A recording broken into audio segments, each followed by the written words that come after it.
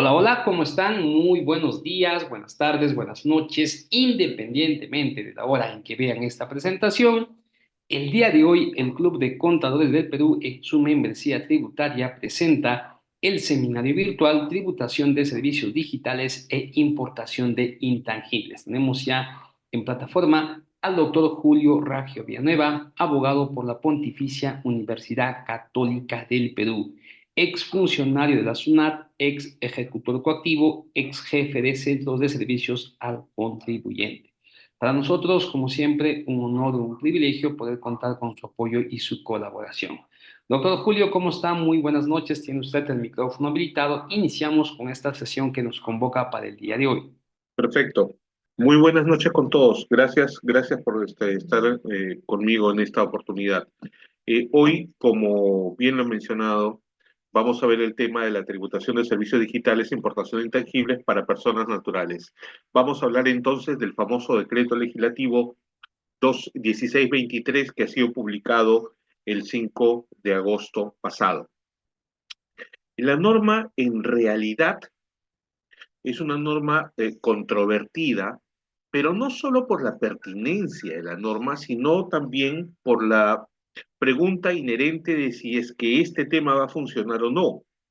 El diseño apunta a que sí, pero vamos a ver cómo se da todavía. Todavía tenemos ya el conjunto de normas que permiten que el decreto legislativo se ponga en operatividad, pero vamos a ver cómo es que se desarrolla, porque la norma tiene varias imperfecciones, algunas de las cuales vamos a mencionar ahora, y desde mi punto de vista genera unas distorsiones que no deberían darse, ¿no? Es una norma que genera, vamos a verlas cuando avancemos en el transcurso de la sesión del día de hoy. Eh, la meta es llegar a completar los 5 puntos que tenemos acá. Vamos a ver hoy la situación que motivó las ficciones creadas para grabar operaciones, los nuevos sujetos del IGB, pero son sujetos con derechos restringidos. Vamos a analizar las operaciones afectas, el tema de la utilización de servicios consumidos en el Perú, la importación de bienes intangibles y un tema que se llama inafectaciones lógicas, que son las operaciones que por propias definiciones de ley quedan fuera del ámbito de aplicación. Luego vamos a explicar rápidamente las modalidades de cobro de la retención en percepción y la devolución de pagos indebidos o en exceso. Pues nada, vamos a entrar al tema desde ya y vamos a situarnos un poquito en el tema, en los intríngulis, en los porqués es que se ha decidido crear este tipo de ficción. Eh, perdónenme, el tema empieza de una manera simple, ¿no? Ustedes saben que en la ley del IGB hay esencialmente hay un distingo macro. Nosotros podemos abordar la ley del IGB desde la óptica de dos conjuntos, dos universos de sujetos. Un primer universo son aquellos sujetos que sí realizan actividad empresarial y que la ley del IGB está en la práctica desarrollada y creada y pautada y las normas están dirigidas a ellos, a sujetos que sí realizan actividad empresarial. El IGB en realidad es un tributo que complementa el tema de la actividad empresarial, está pensado para ello. Entonces, conforme a la propia ley, los sujetos del impuesto, los denominados sujetos del impuesto del IGB, son aquellas personas que precisamente realizan actividad empresarial y que además la ley exige que tengan o que obtengan o que generen rentas de tercera categoría del impuesto a la renta. Cuando se produce esta circunstancia, que tenemos una persona natural o una persona jurídica o algún tipo de sujeto que genera rentas de tercera, de manera inmediata se convierte por mandato de ley, por mandato legal, en sujeto del IGB. Y por otro lado, el segundo grupo tenemos a los sujetos que no realizan actividad empresarial, esencialmente personas naturales. Tendremos en este caso a, no sé, pues asociaciones, comités, fundaciones, etcétera. sujetos que no realizan actividad empresarial y que por tanto de entrada no generan rentas de tercera categoría y como no realizan actividad empresarial, se vuelven sujetos del IGB solo ante la habitualidad en el realizar ciertas operaciones.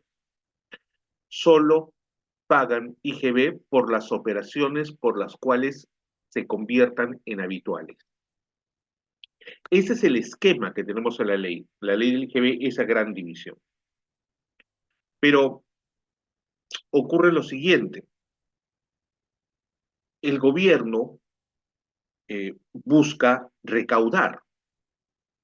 Y una de las formas que ha considerado pertinentes al promulgar este decreto legislativo es señalar que estos activos que no realizan, estos sujetos que no realizan actividad empresarial, pero que sí están pagando por servicios, que sí están pagando por servicios, por los que los sujetos los sujetos que sí realizan actividad empresarial ya tributan, entonces dicen ellos por un tema de equidad.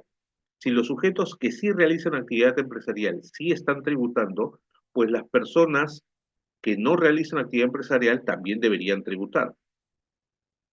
El tema es que este segundo universo, el de los sujetos que no realizan actividad empresarial, está conformado esencialmente por personas naturales que todos son consumidores finales. Es decir, somos personas naturales que no podemos, que soportamos la carga económica del impuesto del 18%, pagamos el 18% por la normalidad de nuestras adquisiciones. Compramos ropa, cualquier tipo de actividad, pagamos el IGB y no tenemos la capacidad de trasladar ese impuesto a nadie, sino que económicamente somos nosotros a quien nos cae la cachiporra y quien al final pagamos el 18%. Entonces, este segundo grupo de estas personas naturales nos convertimos en sujetos del IGB solamente cuando cumplimos las reglas de habitualidad que están en la ley del IGB. Pero entonces ocurre que tenemos este universo, tercer universo, un universo de operaciones que va apareciendo y se llaman los servicios que están siendo proveídos por sujetos no domiciliados. Para el conjunto de sujetos que sí realizan la actividad empresarial, acuérdense, hay una operación grabada que se llama utilización de servicios en el país. Y para estos mismos sujetos que sí realizan actividad empresarial, también aplica el tema de la importación, el IGB por la importación de intangibles. Pero eso no estaba normado para los sujetos que no realizan actividad empresarial. Nosotros somos usuarios de servicios prestados por no domiciliados. Nosotros importamos intangibles, pero no estábamos incluidos en la ley. Es decir, a nosotros no se nos aplicaba la ley del IGB como sí se les aplicaba a este primer conjunto de sujetos que sí realizan actividad empresarial. Entonces, eso es lo que pasaba. Para los sujetos del IGB, para estos, cuando tenían estos servicios de no domiciliados, tenían estas dos operaciones, la utilización de servicios prestados por no domiciliados y la importación de intangibles. Mientras que y cuando se trata de estos sujetos del IGB, por estas dos operaciones se les imponía todo el protocolo para poder reconocer la operación grabada. Son estos mismos sujetos, los que sí realizan actividad empresarial, quienes tenían que reconocer la operación grabada, quienes tenían que cuantificar el impuesto por pagar y quienes tienen que declarar y pagar el IGB para luego poderlo usar como crédito fiscal. Es una operación que nosotros ya conocemos. Pero esta situación, reitero, no estaba prevista para los sujetos que no realizan actividad empresarial. Entonces, para este segundo conjunto, no hay reglas sobre habitualidad para los servicios digitales, no hay reglas o no habían reglas para la importación de intangibles, no habían mecanismos para recaudación del impuesto para servicios consumidos en el Perú. En resumen, estas personas que no realizan actividad empresarial simplemente no eran sujetos del IGB. Esa era la realidad. Un universo aparte. El decreto legislativo, entonces, lo que hace es, digamos, incorporar como una actividad grabada, incorpora como actividad grabada la utilización de servicios digitales prestados por no domiciliados o la importación de bienes intangibles por estas mismas personas que no realizan actividad empresarial. Eso es lo que hace.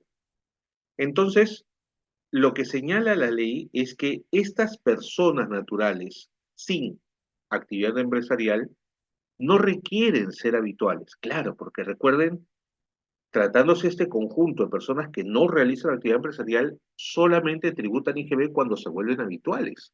Pero la ley está diciendo, para este caso específico, para estas personas naturales que no realizan actividad empresarial y que sí utilizan en Perú servicios digitales prestados por no domiciliados, no se requieren que sean habituales. O sea, por mandato de ley se hace una excepción a la regla general de la habitualidad y se indica que sí somos sujetos del IGB. Entonces, lo que hace el decreto legislativo es crear un nuevo criterio de imposición al consumo. Es decir, crea una nueva operación gravada, ¿correcto? Y utiliza para esta nueva operación gravada un nuevo criterio de imposición, que es el consumo o empleo en el país de servicios digitales, ¿ya? Y consumo o empleo en el país de bienes intangibles importados a través de Internet. Entonces, es consumo o empleo en el país. Ese es el nuevo criterio de imposición para las personas naturales. Antes, el único criterio existente era ser habituales. ¿Por qué esta persona que no tiene negocios va a pagar IGB? Porque es habitual. Ahora hay un segundo criterio de imposición. ¿Por qué esta persona va a pagar IGB? Porque esa persona consume o emplea en el país servicios digitales prestados por un no domiciliado o importa bienes intangibles comprándoselos a un no domiciliado. Entonces, este es el segundo criterio. Ahora, para personas que no, tenemos dos criterios. ¿Ok? Eso es lo que hace. Crea una nueva operación grabada y como crea una nueva operación grabada, necesita un nuevo criterio de imposición.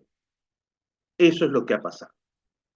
Entonces, si eso es lo que ha pasado, estamos hablando de que hay, al haber nueva operación grabada, con un nuevo criterio de imposición específico y especial para personas naturales, lo que va a ocurrir es que hay nuevos sujetos del IGB, pero sujetos que nacen así medios cojín, medios cojitos, porque no somos sujetos plenos del impuesto, sino somos sujetos limitados, somos sujetos restringidos, somos sujetos, digámoslo así, que nos han metido por la puerta falsa del IGB, quebrando la técnica del impuesto.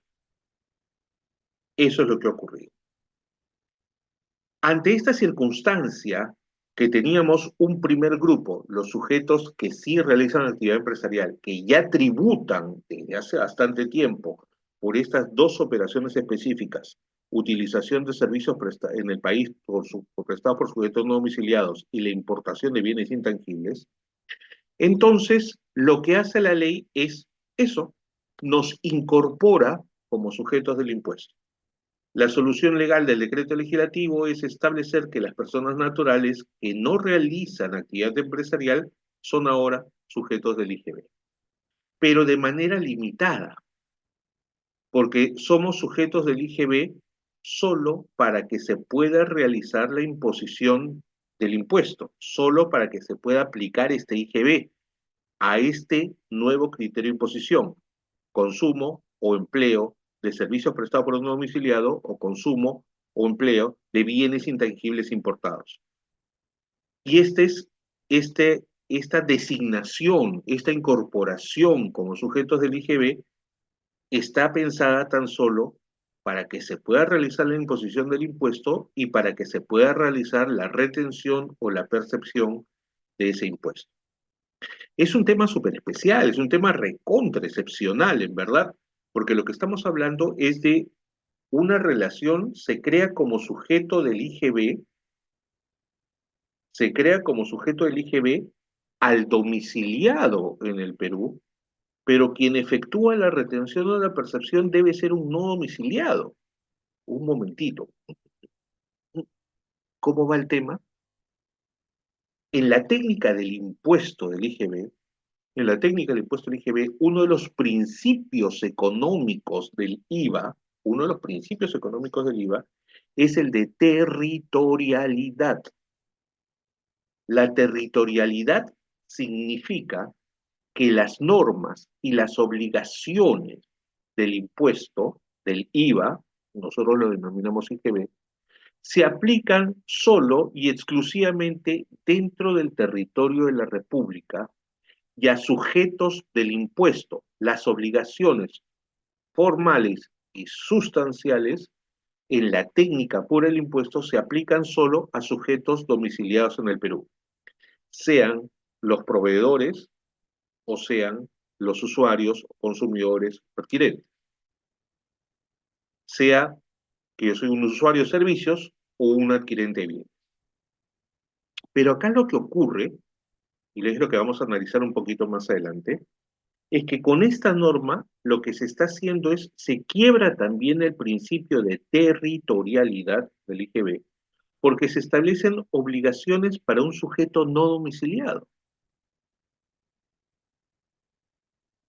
Entonces, estamos exportando obligaciones a un no domiciliado, le estamos imponiendo obligaciones a un no domiciliado, lo cual es alucinante,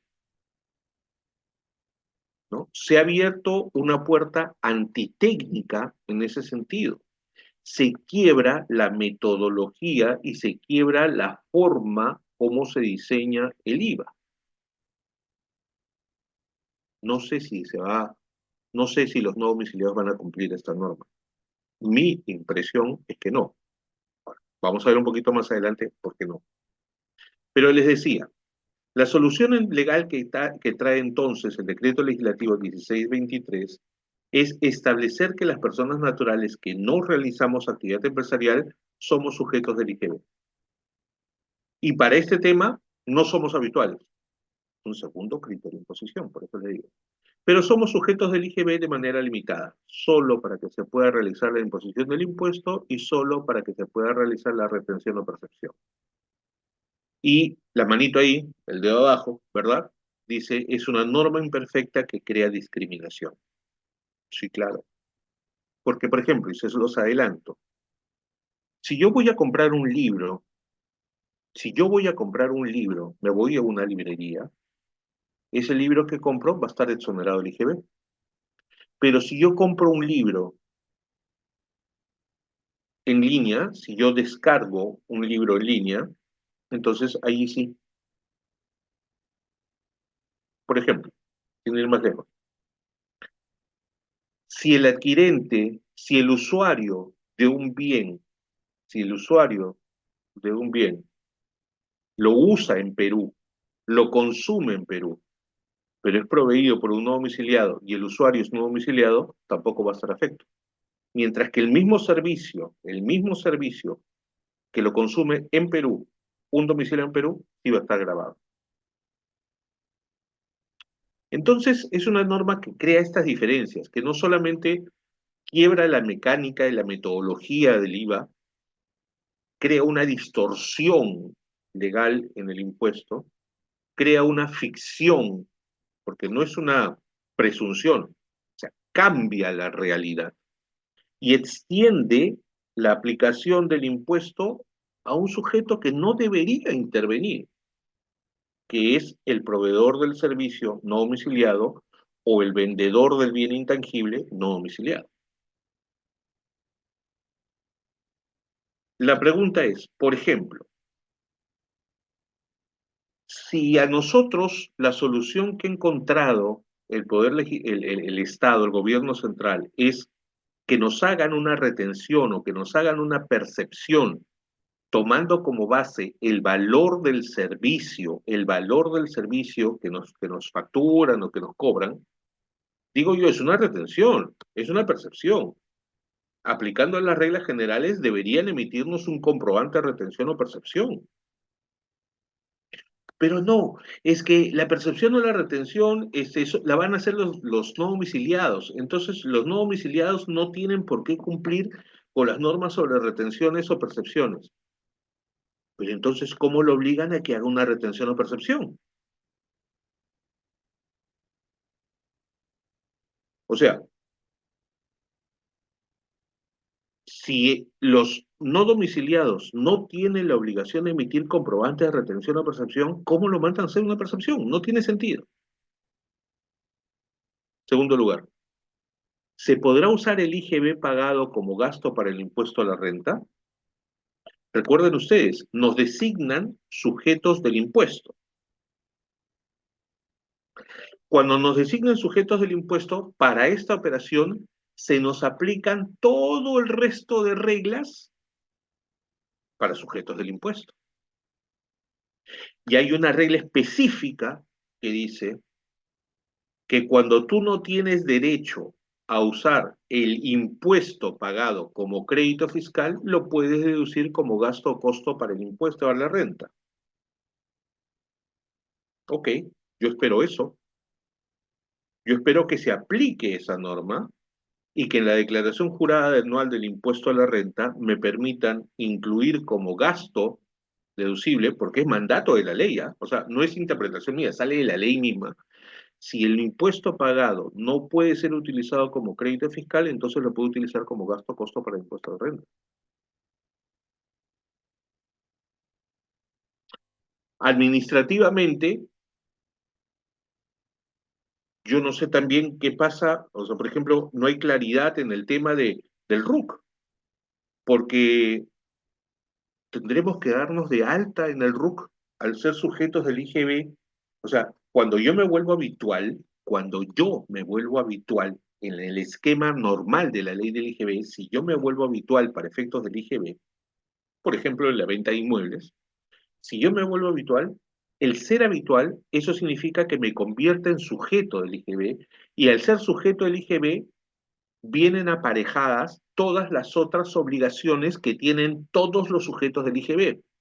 Facturas, registro de compras, registro de ventas, ¿correcto? Anotación, declaración, PDTs mensuales, etcétera. Retenciones, percepciones, detracciones. ¿Por qué? Porque soy sujeto del IGB. Me convertí en sujeto del IGB por ser habitual. Y esos sujetos, además, al ser habituales, o tú te das de alta en el RUC por el tema del IGB, o la SUNAT mismo te da de alta de oficio ese tributo al convertirte en habitual. ¿Va a pasar lo mismo con este tema? ¿Tendremos que darnos de alta en el RUC al ser sujetos del IGB? ¿Tendremos que llevar registro de compras? Porque ventas no vamos a hacer. Vamos a tener un registro de compras solamente para poder anotar allí los recibos, el importe del impuesto que nos están cobrando para poder deducirlo. Eventualmente se podrá pedir devolución. ¿Qué pasa si, por ejemplo, este impuesto está, como ya lo he reiterado, creo 20 veces, está diseñado para personas naturales que no ejercen actividad empresarial? Pero ¿qué pasa si al final a una persona que está así, persona natural con negocio, ¿verdad? O sea, que sí ejerce actividad empresarial, igualito le cobran ese impuesto, le retienen o le perciben el impuesto? ¿Esa persona podrá pedir devolución? Preguntas abiertas, no tenemos respuestas aún. Pero de hecho, sin duda alguna, ¿no? De hecho, sin duda alguna, este, se efectuarán las consultas a la SUNAT, ¿verdad? Es lo que les decía, fíjense ustedes, el artículo 69 de la ley del IGB, que se aplica a todos los sujetos del impuesto, dice, el impuesto general a las ventas no constituye gasto ni costo para efectos de la aplicación del impuesto a la renta cuando se tenga derecho a aplicar como crédito fiscal. Esta norma es una norma súper perfecta para aplicar una de las formas de interpretación de normas tributarias que se llama